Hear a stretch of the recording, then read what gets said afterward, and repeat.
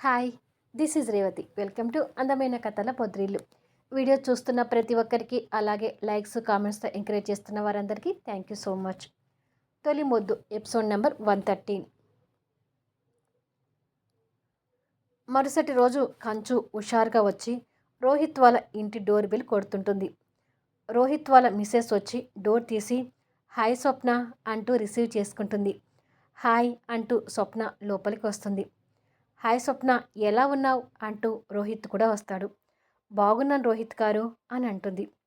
ఎప్పటినుంచో మా ఇంటికి రమ్మని అడుగుతుంటే రాలేదు, కానీ ఇప్పుడు మీ బావగారు వచ్చారని తెలియగానే వచ్చేసావా అని అంటాడు రోహిత్. ఎలాగైతే ఏంటి రోహిత్ గారు, మీ ఇంటికైతే వచ్చేసాను కదా అని అంటుంది కంచు నవ్వుతూ. ఏంటి కంచు, ఏంటి సంగతులు అంటూ యష్ అక్కడికి వస్తాడు. మీరే చెప్పాలి బావగారు, షూటింగ్ ఎంతవరకు అయిపోయింది అని అడుగుతుంది. అవన్నీ కూర్చొని మాట్లాడుకోవచ్చు స్వప్న, రా అని చెప్పి రోహిత్ భార్య తనని తీసుకెళ్ళి కూర్చోబెడుతుంది. కాసేపు షూటింగ్ ముచ్చట్లే పెట్టుకుంటారు. ఎంతసేపటికి ఫనీ బయటకు రాకపోయేసరికి, ఫనీ ఇంకా లేవలేదా రోహిత్ అని అడుగుతాడు యష్.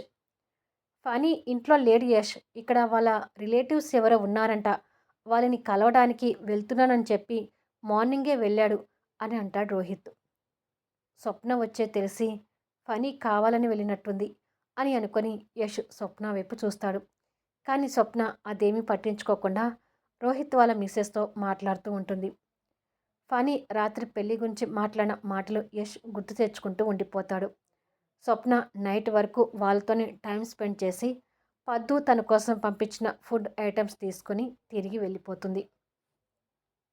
విక్రమ్ హోటల్ రూమ్లో కూర్చొని ఆలోచిస్తుండగా హాయ్ విక్రమ్ అంటూ శృతి అక్కడికి వస్తుంది. తనని కోపంగా చూస్తూ ఏంటి అని అడుగుతాడు. అసలు నాతో మాట్లాడకుండా పోయావేంటి విక్రమ్ అని అడుగుతుంది. నా లైఫ్ తలక్రిందులు అయిందంటే అది నీ వల్లే శృతి. అలా అని చెప్పి నాది తప్పు లేదని అనడం లేదు. స్నేహితుడిని మోసం చేయడం అనేది పెద్ద అన్యాయం. యష్ని అసలు ఫేస్ చేయలేకపోతున్నాను అని అంటాడు బాధపడుతూ. చేసిన వాటి గురించి తవ్వుకొని ఉపయోగం లేదు విక్రమ్. ఇక్కడ నీ జీవితంతో పాటు నా జీవితం కూడా స్పాయిల్ అయింది. ఇద్దరం కలిసి రాబోయే రోజుల్లో యష్ని ఎలా ఎదుర్కోవాలనేది బాగా ఆలోచించాలి, కానీ ఇలా డీలా పడిపోవడం కరెక్ట్ కాదు. ఈ సినిమా రిలీజ్ తర్వాత మన లైఫ్స్తో పాటు యష్ దీక్షల లైఫ్ కూడా ప్రశ్నార్థకంగా మారబోతుంది. ఈ సినిమా రిలీజ్తో ఇక యష్ ఎప్పటికీ కెమెరా ముందుకు రాడు. చూస్తూ ఉండు, నేను చెప్పిందే జరుగుతుంది అని అంటుంది. తన మాటలకి విక్రమ్ విరక్తిగా నవ్వుకొని, ఆ టైం కూడా దగ్గరికి వస్తుంది కదా, ఏం జరుగుతుందో చూద్దాంలే అని అంటాడు. ఇంతకీ నేను ఎందుకు వచ్చానో తెలుసా అని అడుగుతుంది శృతి. ఎందుకు వచ్చావో చెప్పు అని అంటాడు విక్రమ్. నాకు డబ్బు కావాలి విక్రమ్, చాలా ఇబ్బందిలో ఉన్నాను అని అంటుంది. నువ్వు ఇబ్బందిలో ఉంటే నన్ను అడుగుతావేంటి అని అడుగుతాడు. అలావేంటి విక్రమ్, సాటి మనిషిగా నువ్వు నాకు సహాయం చేయలేవా అని అడుగుతుంది. సాటి మనిషికి చేయొచ్చు, కానీ నీలాంటి వాళ్ళకి సహాయం చేయకూడదు. అయినా తొందరలో ఈ సినిమా షూటింగ్ అయిపోతుంది కదా, ఈ సినిమాకి సంబంధించిన అమౌంట్ వస్తుంది కదా అని అంటాడు. అది ఎప్పుడో తీసుకోవడం అయిపోయింది, కాజేయటం కూడా అయిపోయింది. ఇప్పుడు నువ్వు నాకు సహాయం చేస్తావా లేదా అని అడుగుతుంది. చూడు శృతి, ఏదో ఈ సినిమా షూటింగ్ వల్ల నేను చూడాల్సి వస్తుంది, కానీ ఇక ఈ సినిమా షూట్ ఎండ్ అయిన తర్వాత నేను ఎప్పటికీ నిన్ను చూడలేకపోవచ్చు. నేను నా జీవితాన్ని కొత్తగా మొదలు పెట్టాలనుకుంటున్నాను. అలాంటప్పుడు ఇక నీతో ఎలాంటి రిలేషన్స్ పెట్టుకోను అని అంటాడు. నా టైం బాగలేకపోయేసరికి నీతో సహా అందరూ ఆడుకుంటున్నారు కదా విక్రమ్ అని అంటుంది. నువ్వు ఏమనుకున్నా నాకు సంబంధం లేదు. నీకు ఒక్క రూపాయి కూడా నేను ఇవ్వను. ఇక నువ్వు వెళ్తే నేను పడుకుంటాను. మళ్ళీ రేపు మార్నింగ్ షూటింగ్కి అటెండ్ కావాలి కదా అంటూ పడుకోవటానికి పిల్లో సెట్ చేసుకుంటూ ఉంటాడు. శృతి కోపంగా రూమ్ నుంచి బయటకు వస్తుంది. తను వెళ్ళగానే విక్రమ్ టక్కున డోర్ వేసుకుంటాడు. వేసిన డోర్ వైపు శృతి ఇంకా కోపంగా చూస్తూ, విక్రమ్ ఇలా మారిపోతాడని అసలు అనుకోలేదు అని అనుకుంటుంది. యష్ మరుసటి రోజు మార్నింగ్ ఫనీ రూమ్లోకి వచ్చి నిద్రపోతున్న ఫనీని లేపుతుంటాడు. ఫనీ బద్ధకంగా లేచి కూర్చొని గుడ్ మార్నింగ్ యశోదర్ అని చెప్తాడు. Good morning. రాత్రి నీకోసం చాలాసేపు వెయిట్ చేశాను ఫనీ ఇక చివరికి నాకు నిద్రొచ్చి రూమ్‌లోకి వెళ్ళి పడుకున్నాను అని అంటాడు యష్. నా కోసం వెయిట్ చేయకుండా ఉండాల్సింది. చాలా రోజుల తర్వాత రిలేటివ్స్ కలిశాను కదా! చిన్న పార్టీ అరేంజ్ చేస్తే అక్కడే లేట్ అయింది అని అంటాడు ఒళ్ళు విరుచుకుంటూ. షూటింగ్ టైం అవుతుంది కదా! అందుకే లేపాను ఫనీ అంటాడు యష్. ఫనీ బెడ్ నుంచి లేస్తూ, లేపి మంచి పని చేశావు యశోధర్. లేదంటే అలాగే పడుకొని పోయేవాణ్ణి. కాసేపట్లో రెడీ అవుతాను. వెంటనే షూటింగ్ స్పాట్‌కి వెళ్ళిపోదాము అని అంటాడు. ఓకే. తొందరగా రెడీ అయ్యి వచ్చేసేయ్ అని చెప్పి యష్ వెళ్ళబోతుంటే, మరొక విషయం యశోధర్. రాత్రి శృతి ఫోన్ చేసింది. చాలా ఇబ్బందిలో ఉన్నాను. కొంత డబ్బు సర్దుబాటు చేయమని అడిగింది అని అంటాడు. మరి నువ్వేమన్నావు అని అడుగుతాడు యష్. నిన్ను అడిగి చెప్తానని అన్నాను అని అంటాడు. లగ్జరీ లైఫ్ అని చెప్పేసి పీక లోతు అప్పుల్లోకి కూరుకుపోయింది. తను ఉన్న హౌస్ కూడా జప్తు చేశారని తెలిసింది. చూడబోతుంటే డబ్బు కోసం బాగానే ఇబ్బంది పడుతున్నట్టుంది. నా పర్సనల్‌లో నుంచి కొంత అమౌంట్ సెండ్ చెయ్యి ఫనీ అని అంటాడు. అలా చేస్తే పాముకి పాలు పోసినట్టుగా ఉంటుందేమో యష్ అని అంటాడు ఫనీ. ఇప్పుడు తను షూటింగ్ కోసం ఇక్కడికి వచ్చింది కాబట్టి ఒక రకంగా తన బాధ్యతని మనమే తీసుకోవాలి ఫనీ. ఎలాగో తను ఉండటానికి ఫుడ్డు, బెడ్ అంతా మనమే చూసుకుంటున్నాము.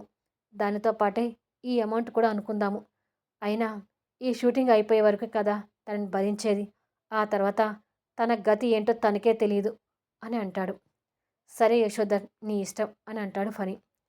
కొద్దిసేపటికి షూటింగ్ స్పాట్లో శృతి సంతోషపడుతూ నా మీద ఇంత ఆవేశంలో ఉన్నా కూడా డబ్బు ఇచ్చినందుకు థ్యాంక్స్ యష్ అని అంటుంది. ఇంకొకసారి డబ్బు గురించి మమ్మల్ని అడగకు. ఇదే నీకు చివరిసారి ఇవ్వడం అని సీరియస్గా చెప్తాడు యష్. అప్పుడే దీక్ష దగ్గర నుంచి యష్కి కాల్ వస్తుంటుంది. చెప్పు దీక్ష అంటూ ఆ కాల్ మాట్లాడుకుంటూ తన తన దగ్గర నుంచి వెళ్తుంటాడు. షూటింగ్ స్టార్ట్ అవుతుందా యష్? అక్కడ ఎలాంటి ప్రాబ్లం లేదు కదా అని అడుగుతుంది. అదేమీ లేదు దీక్ష. కాసేపట్లో స్టార్ట్ చేస్తాము. ఇంతకీ నువ్వు డైట్ తీసుకొని టాబ్లెట్స్ వేసుకున్నావు కదా అని ప్రేమగా మాట్లాడుతుంటే శృతికి ఇక్కడ కాలిపోతూ ఉంటుంది. ఇలా కొద్దిసేపటికి షూటింగ్ స్టార్ట్ అవుతుంది. శృతి విక్రమ్తో పాటు జోసెఫ్ చక్రధర్ కూడా అనుకున్నట్టుగానే షూటింగ్లో పాల్గొంటారు. ఇక చక్రధర్ అయితే సినిమాలో కనపడబోతున్నందుకు సంతోషపడుతుంటాడు. అక్కడ కూడా విక్రమ్కి శృతికి క్లోజ్గా ఉన్న సీన్స్ కూడా చిత్రీకరిస్తుంటారు. శృతి చనిపోయింది అనే విషయం విక్రమ్ ఇండియాకి ఫోన్ చేసి యశ్ వాళ్ళ యశ్ వాళ్ళకి చెప్పేటప్పుడు శృతి అర్ధనగ్నంగా విక్రమ్తోనే ఉంది. అలాగే ఆ సీన్ చిత్రీకరిస్తారు. యశ్ ఆ సీన్ చూసేటప్పుడు ఒక టైంలో ఆ న్యూస్ విన్నప్పుడు తను పడ్డ బాధని యశ్ గుర్తు చేసుకొని నా అంత అమాయకుడు ఇంకొకడు ఉండకూడదు అని అనుకుంటాడు మనసులో. ఇలా రోజులు గడిచి షూటింగ్ అవుతూ ఉంటుంది.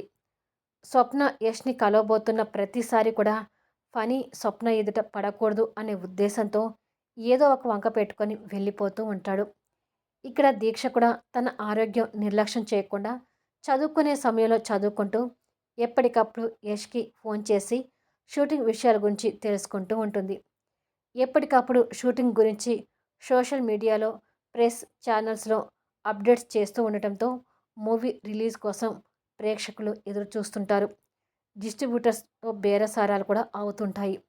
ఇక సినిమా రిలీజ్ కూడా దగ్గరికి రాబోతుందని యష్ శృతి లవ్ సీన్స్తో టీజర్ రిలీజ్ చేస్తారు. టీజర్ మీద మంచి రెస్పాన్స్ వస్తుంటుంది. ఇలా కొన్ని రోజులకి అక్కడ షూటింగ్ విజయవంతంగా పూర్తి చేసుకొని ఇండియాకి తిరుగు ప్రయాణం అవుతారు. దీక్ష, ప్రతాప్ గారు, పద్దు ఎదురు చూస్తూ ఉండగానే యష్ ఇంటికి వస్తాడు. దీక్ష ఎదురు వెళ్ళి ఆ లగేజ్ అందుకొని ఎప్పుడు వస్తావా అని ఎదురు చూస్తున్నాను యష్ అని అంటుంది. నిన్ను వదిలి ఉండాలంటే నాకు అలాగే అనిపించింది దీక్ష. కానీ అప్పుడప్పుడు నాకు ఇలాంటి ప్రయాణాలు తప్పవు. ఇన్నేళ్లలో అమ్మకి నాన్నకు ఎలాగో అలవాటు అయిపోయింది.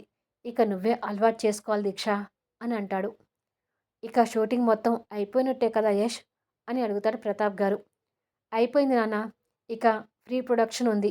అది కంప్లీట్ చేసుకొని ట్రైలర్ రిలీజ్ చేస్తాం. ఇక తర్వాత మంచి రోజు చూసుకొని సినిమా రిలీజ్ చేయడమే అని అంటాడు.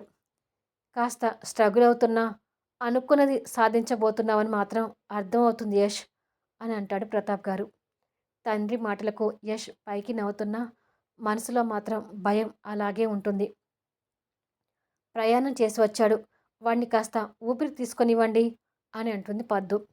నిజమే యష్, వెళ్ళి ఫ్రెష్ అప్ అయ్యిరా, కాస్త రెస్ట్ తీసుకో అని అంటాడు ప్రతాప్ గారు. సరే నాన్న అని చెప్పి యష్ దీక్ష పైకి వెళ్తుంటారు. యష్ మనసులో బాధ ఉందని ప్రతాప్ గారికి కూడా అర్థమవుతుంది. యష్ రూమ్లోకి వచ్చి కాసేపు ఆ బాధను మర్చిపోయి దీక్షను దగ్గరికి తీసుకొని, ఎలా ఉంది నా బేబీ అని అడుగుతాడు తన పొట్ట మీద సున్నితంగా చేయి పెట్టి నిమురుతూ. డాడ్ మాటలు ముద్దులు లేకుండా ఉండలేకపోతున్నాను మమ్మీ అని అంటున్నాడు అని మన అని అంటుంది. అవి మన బేబీ మాటలా లేక నీ మాటలా అని అడుగుతాడు కన్నీగీటుతూ. మా ఇద్దరివి అంటుంది సిగ్గుపడుతూ. అలా చెప్పు మరి అంటూ తనని ఇంకా హత్తుకొని పెదవుల మీద ముద్దు పెట్టుకుంటాడు. ఇక ఆలస్యం చేయకుండా మరుసటి రోజు నుంచి ప్రీ ప్రొడక్షన్ వర్క్ కూడా స్టార్ట్ చేస్తారు. అది అయిపోగానే ట్రైలర్ కూడా రిలీజ్ అవుతుంది. శృతి విక్రమ్ కలిసి యష్ని మోసం చేసినట్టుగా ఆ మోసం గురించి తెలియక యష్ మానసికంగా కృంగిపోయి సూసైడ్ చేసుకునే సీన్స్ ట్రైలర్లో కనిపిస్తూ ఉంటుంది. ఆ ట్రైలర్కి శృతి విక్రమ్ మీద దుమ్మెత్తి పోస్తుంటారు. శృతి కూడా ఆ ట్రైలర్ చూసి వాళ్ళకి అనుకూలంగా ట్రైలర్ రిలీజ్ చేశారు. ఇంకా ఎన్ని రోజుల్లే, మొత్తం సినిమా చూసి కానీ అప్పుడు ఏం చెప్తారో చూస్తాను అని అనుకుంటుంది. సినిమా రిలీజ్కి సెన్సార్ కూడా పూర్తి చేసుకొని ఫ్రీ రిలీజ్ ఈవెంట్ కూడా గ్రాండ్గా సెలబ్రేట్ చేస్తారు. అప్పటికే శృతి విక్రమ్ మీద ఆడియన్స్ దుమ్మెత్తి పోస్తుంటే వాళ్ళకి ఫేసులు చూపించలేక ఆ ఫ్రీ రిలీజ్ ఈవెంట్కి కూడా దూరంగా ఉంటారు. Phanindra family, Yashodhar family, Sharath family మాత్రం ఆ మూవీ ఫ్రీ రిలీజ్ ఈవెంట్కి హాజరవుతారు. యష్ దీక్ష ఆ ఫంక్షన్లో హైలైట్ అవుతారు. అదంతా శృతి టీవీలో లైవ్ టెలికాస్ట్ చూస్తూ ఎన్ని రోజులు ఇలా సెలబ్రేట్ చేసుకుంటారో చూస్తానులే అని అనుకుంటుంది. చివరిగా సినిమా కూడా రిలీజ్ అవుతుంది. ఫనీ ఫ్యామిలీ మెంబర్స్ ప్రతాప్ గారి దంపతులు, రామూర్తి గారి దంపతులు, శరత్ దంపతులు, గిరిధర్ దంపతులు, లలిత్ దంపతులతో యష్ దీక్ష కలిసి వచ్చి ఆడియన్స్ అభిమానులతో కలిసి సినిమా చూడటానికి కూర్చుంటారు. వీళ్ళే కాదు, ఈ సినిమా గురించి వాదించిన లాయర్స్, జడ్జి కూడా ఫ్యామిలీ మెంబర్స్తో కలిసి సినిమాకు వస్తారు. శృతి మరొక సినిమా హాల్లో ఆ సీన్ వచ్చినప్పుడు ఆడియన్స్ రెస్పాన్స్ ఏంటో చూద్దామని ఫేస్ కవర్ చేసుకుని వచ్చి కూర్చుంటుంది. ఇక్కడ దీక్ష కూడా అదే భయంతో కనిపిస్తూ ఉంటుంది. పక్కన కూర్చున్న యష్ తన చేయి పట్టుకొని భయపడవద్దు అన్నట్టుగా ధైర్యం చెప్తాడు. కొన్ని క్షణాలకి సినిమా టైటిల్స్ పడుతుంటాయి. నెక్స్ట్ అప్డేట్తో కలుద్దాం. శృతి మోసం గురించి యష్కి ఎలా తెలిసింది? దీక్ష విడాకులు ఇచ్చిందని తెలిసిన క్షణం యష్ రియాక్షన్ ఏంటి? అసలు ఈ కథలో శరత్ పాత్రకి ఉన్న ఇంపార్టెన్స్ ఏంటి అనేది ఈ సినిమా చూపిస్తున్నట్టుగా నెక్స్ట్ ఎపిసోడ్లో వస్తుంటాయి.